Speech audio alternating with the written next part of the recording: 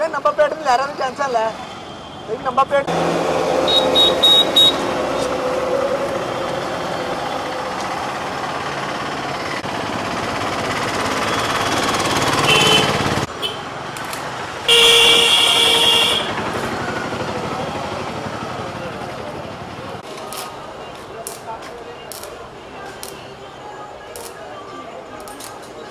नहीं ना है जी मैं कहना कि उस रास्ते पर चलना चाहिए। अगर असं गलत काम करा कल फसांगे कोई फायदा नहीं है।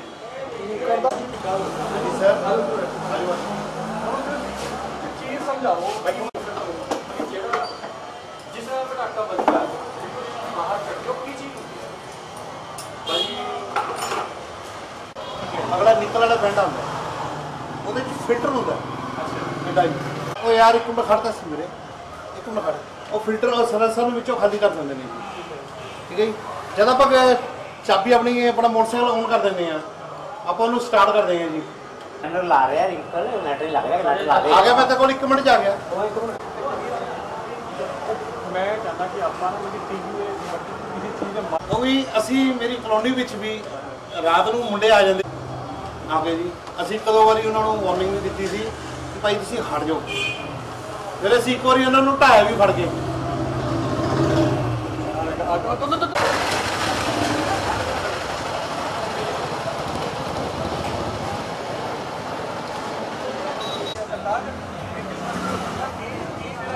ਇਹ ਫਟਫਟ ਵਾਲਾ ਇਹ ਫਟਫਟ ਵਾਲਾ ਇਹ ਰੀਜਨਲ ਹੈ ਮਹਾਰਾਜ।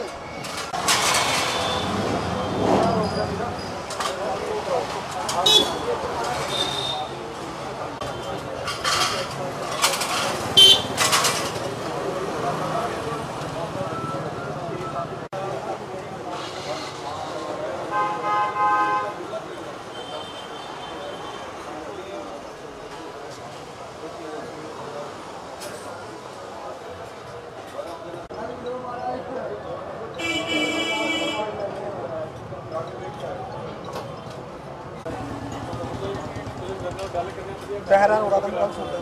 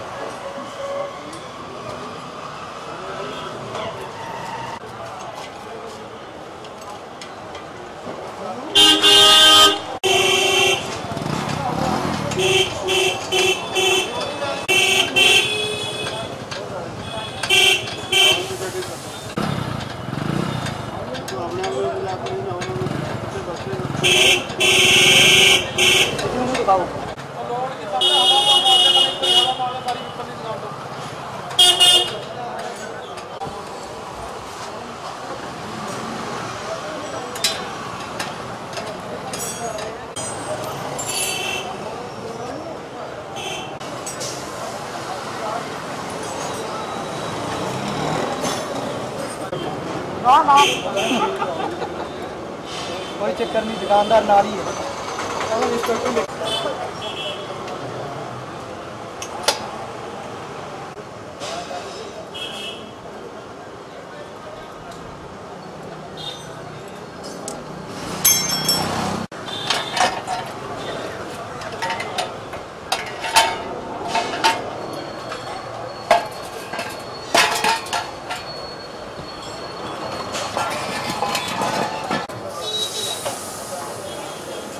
पकड़ना है ऊपर। हाँ ये फोटो ऊपर दो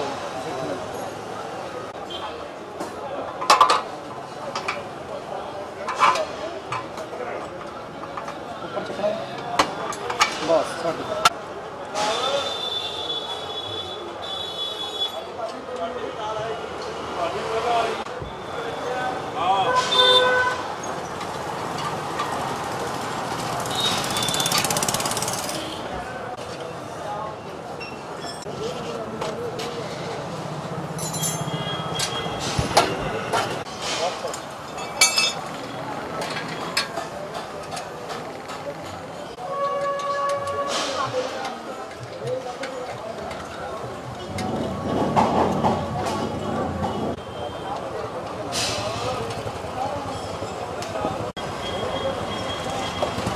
ਤੋਂ ਬੈਂਡ ਜਦੋਂ ਉਹ ਕੱਟ ਵੱਡਾ ਲੋਗੇ ਜਾਣ ਵਿੱਚ ਆ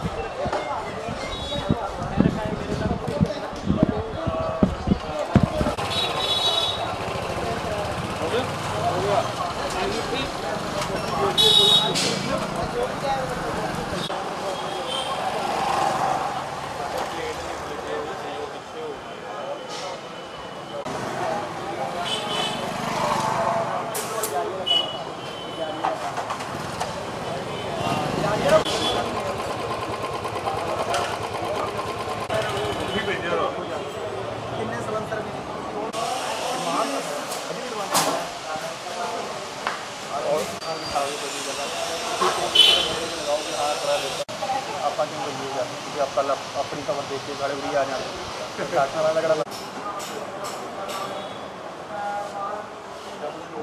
ਨਾਨਪੁਰ ਕੋਈ ਹੋਰ ਨਾਨਪੁਰ ਕਿੱਥੋਂ ਇਹ ਦੋ ਓਰੀਜਨਲ ਨੇ ਉਹ ਖਾਲੀ ਹੈ ਖਾਲੀ ਕਢਾ ਕੇ ਜਾ ਰਹੇ ਨੇ ਇਹ ਖਵਾ ਕੇ ਓਰੀਜਨਲ ਦਾ ਦੇਖੋ ਕਈ ਵਿੱਚ ਕਟਾ ਜਾਂਦੇ ਨੇ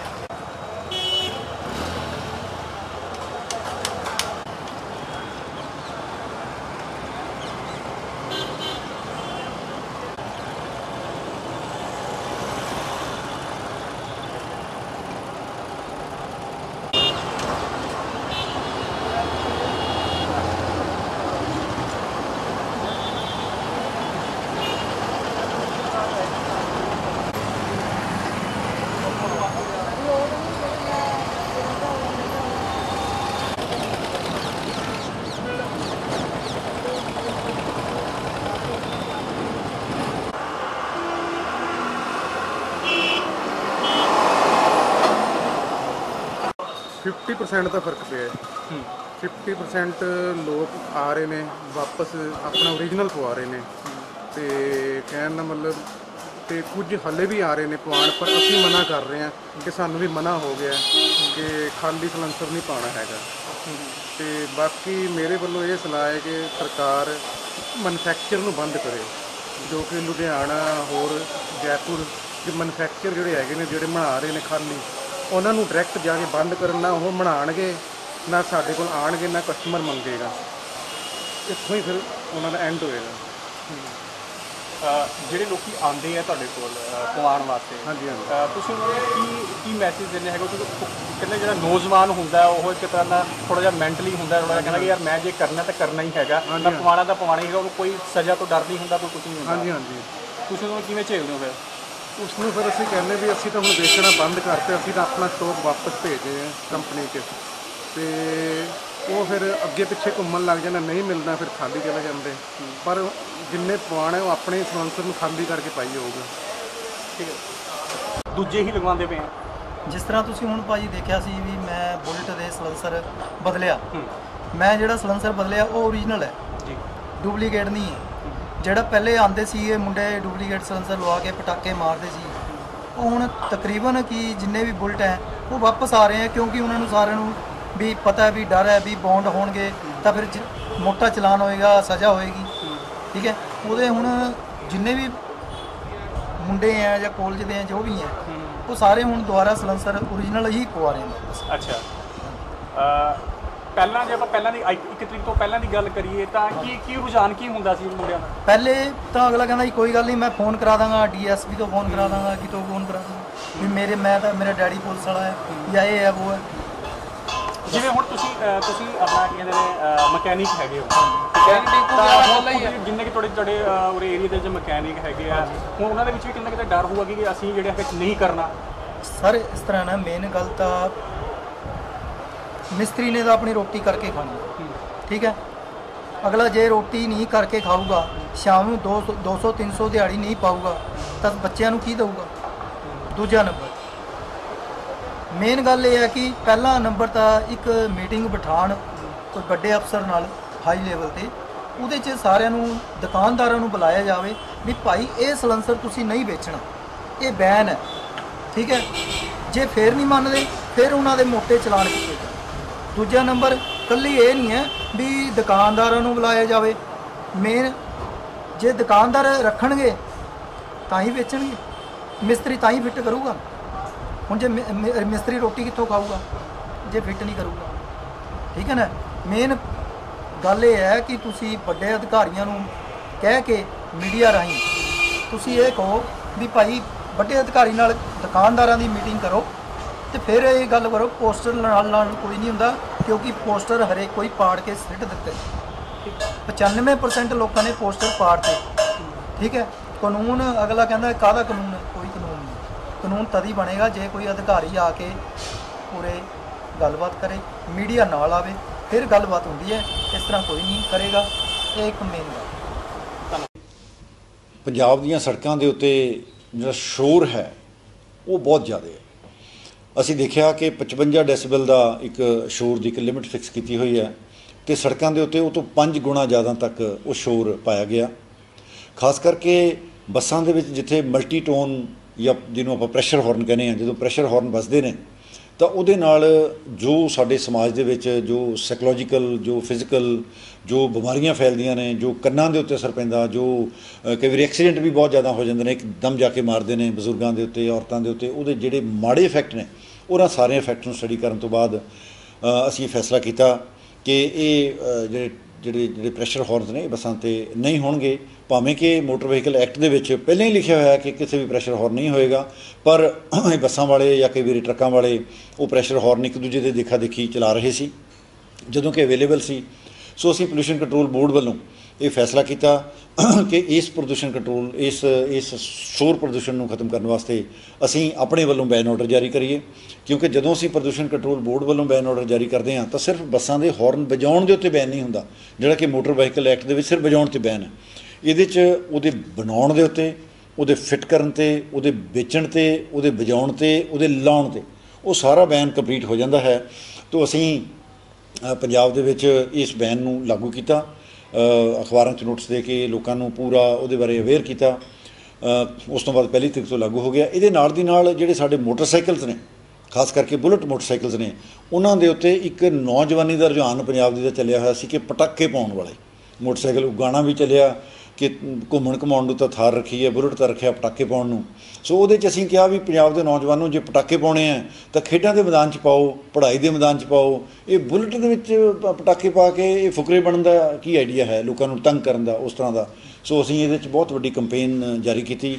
ਸਾਰੇ ਜਿੰਨੇ ਬੁਲਟ ਦੇ ਡੀਲਰਸ ਨੇ, ਇਹਨਾਂ ਦੇ ਮਾਲਕ ਨੇ, ਬਣਾਉਣ ਵਾਲੇ ਨੇ, ਜਾਂ ਜਿਹੜੇ ਲੋਕ ਸਰਵਿਸ ਕਰਦੇ ਨੇ, ਉਹਨਾਂ ਸਾਰਿਆਂ ਕੋਲ ਗਏ, ਉਹਨਾਂ ਸਾਰਿਆਂ ਨਾਲ ਗੱਲ ਕੀਤੀ, ਉਹਨਾਂ ਸਾਰਿਆਂ ਨੂੰ ਬੈਨ ਆਰਡਰ ਦੀਆਂ ਕਾਪੀਆਂ ਦਿੱਤੀਆਂ। ਅਤੇ ਮੈਨੂੰ ਇਸ ਗੱਲ ਦੀ ਖੁਸ਼ੀ ਹੈ ਕਿ ਅਸੀਂ ਆਪਣਾ ਇੱਕ ਨੰਬਰ ਦਿੱਤਾ ਹੋਇਆ ਕਿ ਜੇ ਕਿਸੇ ਨੂੰ ਲੱਗਦਾ ਹੈ ਕਿ ਕੋਈ ਬੁਲਟ ਦੇ ਪਟਾਕੇ ਪੈ ਰਹੇ ਨੇ, ਜੇ ਕਿਤੇ ਕੋਈ ਪ੍ਰੈਸ਼ਰ ਹਾਰਨ ਵੱਜ ਰਹੇ ਨੇ, ਤਾਂ ਸਾਡੇ ਇਸ ਨੰਬਰ ਦੇ ਉੱਤੇ ਕੋਈ ਬੰਦਾ ਆਪਣਾ ਨਹੀਂ, ਫਿਲਹਾਲ ਸੜਕਾਂ ਦੀ ਗੱਲ ਹੈ, ਸੜਕਾਂ ਵਾਲਾ ਜਿਹੜਾ ਸੀਗਾ ਸ਼ੋਰ ਵਾਸਤੇ। ਅਤੇ ਉਹਦੇ 'ਚ ਮੈਨੂੰ ਇਸ ਗੱਲ ਦੀ ਖੁਸ਼ੀ ਹੈ ਕਿ 95% ਸਾਨੂੰ ਇਸ ਕੰਮ ਦੇ ਵਿੱਚ ਸਕਸੈਸ ਮਿਲੀ ਹੈ।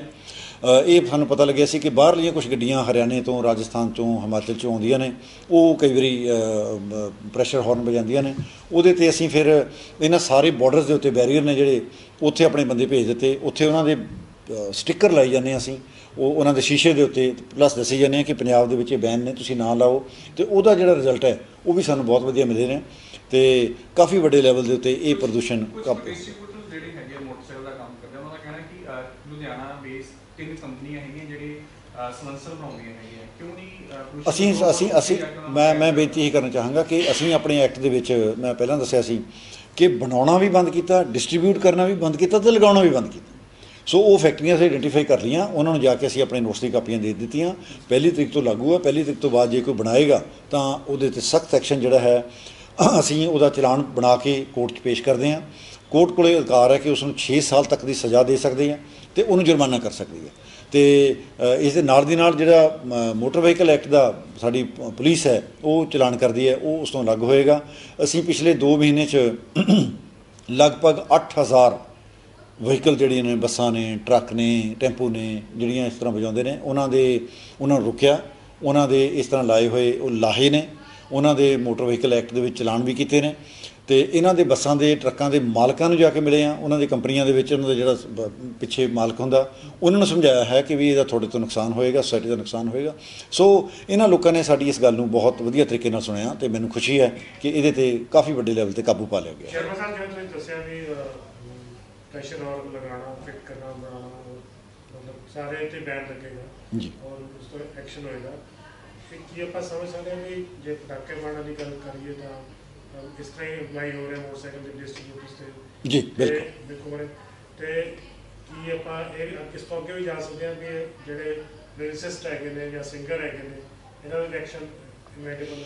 ਦੇਖੋ ਇਸ ਤਰ੍ਹਾਂ ਜੀ ਕਿ ਤੁਸੀਂ ਜਿਹੜੀ ਗੱਲ ਕਰ ਰਹੇ ਹੋ ਡੀਜੇ ਦੀ ਗੱਲ ਕਰਦੇ ਹੋ, ਨਹੀਂ ਡੀਜੇ ਦੀ ਹੋ ਗਈ। ਗਾਣਾ ਹੈਗਾ ਡਾਇਰੈਕਟ ਨਾਲ ਪੁੱਛ ਰਹੇ ਵੀ ਘੁੰਮਣ ਘੁੰਮਣ ਨੂੰ ਥਾਂ ਰੱਖੀਏ ਪਟਾਕੇ ਮਾਰਨ ਨੂੰ, ਨਹੀਂ ਉਹ ਸਾਡੇ ਗਵਰਨਮੈਂਟ ਹੁੰਦੀ ਹੈ, ਨਹੀਂ ਉਹ ਸਾਡੇ ਦੇਖੋ ਇਸ ਤਰ੍ਹਾਂ ਹੈ ਕਿ ਵੀ ਅਸੀਂ ਜਿਹੜਾ ਸਾਡੇ ਕੋਲ ਕਾਨੂੰਨ ਦਾ ਅਧਿਕਾਰ ਹੈ ਉਸ ਅਧਿਕਾਰ ਖੇਤਰ ਤੋਂ ਬਾਹਰ ਨਹੀਂ ਜਾ ਸਕਦੇ। ਸੋ ਜਿੰਨਾ ਸਾਡੇ ਕੋਲ ਅਧਿਕਾਰ ਹੈ ਅਸੀਂ ਉਨਾ ਹੀ ਵਰਤ ਸਕਦੇ ਹਾਂ। ਕਿਸੇ ਨੂੰ ਗਾਣਾ ਗਾਉਣੋਂ ਰੋਕਣ ਦਾ ਮੇਰਾ ਖਿਆਲ ਹੈ ਸਾਡੇ ਕੋਲ ਅਧਿਕਾਰ ਖੇਤਰ ਤੋਂ ਨਹੀਂ ਹੈ।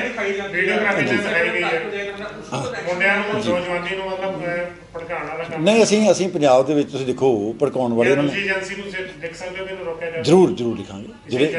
ਜਿਹੜੇ ਕੋਈ ਏਜੰਸੀ ਇਸ ਕੰਮ ਨਾਲ ਡੀਲ ਕਰਦੀਆਂ ਨੇ ਉਹਨਾਂ ਨੂੰ ਜ਼ਰੂਰ ਲਿਖਾਂਗੇ ਕਿ ਇਸ ਤਰ੍ਹਾਂ ਦੇ ਗਾਣੇ ਜਿਹੜੇ ਨੇ ਉਹ ਨਾ ਹੋਣ ਜਿਹਦੇ ਨਾਲ ਪ੍ਰਦੂਸ਼ਣ ਫੈਲਦਾ ਹੋਵੇ। ਤੋ ਇਹ ਤੁਹਾਡੀ ਗੱਲ ਠੀਕ ਹੈ, ਪਰ ਮੈਂ ਇਸ ਗੱਲ ਦੀ ਖੁਸ਼ੀ ਹੈ ਮੈਨੂੰ ਕਿ ਗਾਣੇ ਦੇ ਬਾਵਜੂਦ ਵੀ ਪੰਜਾਬ ਦੀ ਨੌਜਵਾਨੀ ਨੇ ਆਪਣੇ ਉਹ ਸਲੈਂਸਰ ਜਿਹੜੇ ਪਟਾਕੇ ਪਾਉਣ ਵਾਲੇ ਸੀ ਸਾਰੇ ਬਦਲ ਦਿੱਤੇ, ਠੀਕ ਕਰ ਲਿਆ। ਹੁਣ ਕੋਈ ਪਟਾਕੇ ਪਾਉਂਦਾ ਨਹੀਂ। ਅਤੇ ਇਸ ਕਰਕੇ ਸਾਡੀ ਉਹਨਾਂ ਨੂੰ ਬੇਨਤੀ ਹੈ ਕਿ ਪੁੱਤਰੋ ਜੇ ਪਟਾਕੇ ਪਾਉਣੇ ਆ ਤਾਂ ਫਿਰ ਪੜ੍ਹਾਈ ਦੇ ਮੈਦਾਨ 'ਚ ਪਾਓ, ਖੇਡਾਂ ਦੇ ਮੈਦਾਨ 'ਚ ਪਾਓ, ਫੌਜ 'ਚ ਜਾ ਕੇ ਪਾਓ, ਬੜੇ ਸ਼ੋਭੇ ਨੇ। ਅਤੇ ਇਹ ਤੁਸੀਂ ਕੁੜੀਆਂ ਦੇ ਕਾਲਜਾਂ ਦੇ ਸਾਹਮਣੇ ਜਾ ਕੇ ਪਟਾਕੇ ਮਾਰਨ ਦਾ ਇਹ ਕਿੱਧਰ ਦੀ ਤੁਹਾਡੀ ਬਹੁਤ ਵੱਡੀ ਕੋਈ ਗੱਲ ਹੈ। ਸੋ ਉਸ ਤੋਂ ਬਚਿਆ ਜਾਵੇ। ਪਟਾਕਿਆਂ ਦੀ ਗੱਲ ਚੱਲਦੀ ਹੈ, ਗੱਲ ਹੁਣ ਤਿਉਹਾਰਾਂ ਦੀ ਕਰ ਲੈਂਦੇ ਹਾਂ। ਤਿਉਹਾਰ ਜਿਹੜੇ ਸਟਾਰਟ ਹੋ ਚੁੱਕੇ ਨੇ ਅਤੇ ਕੀ ਜਿਵੇਂ ਅੱਜ ਤੋਂ 2 ਸਾਲ ਪਹਿਲਾਂ